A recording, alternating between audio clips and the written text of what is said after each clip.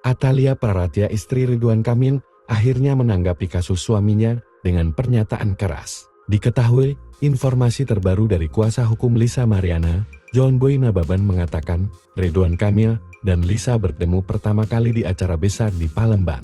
Itu berdasarkan informasi yang saya dapat dari klien saya, terjadi pada saat ada event di Palembang, ujar John Boy Sabtu 5 April 2025.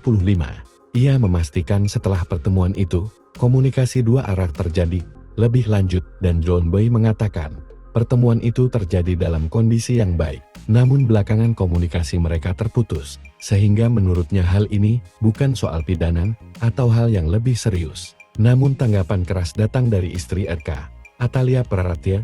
Pesan ini disampaikan Imam Masjid Raya Al-Jabar, Yasin Al-Hakimi, bahwa Atalia memberikan jawaban tegas. Dia membela suaminya dan menyebut bahwa tuduhan itu bentuk fitnah yang disengaja. Saya insya Allah kami kuat tas, karena 1000% ini semua fitnah dan settingan orang jahat yang berniat menghancurkan kami, tulis Atalia dalam pesan yang ditampilkan Yasin, dikutip Sabtu 5 April 2025.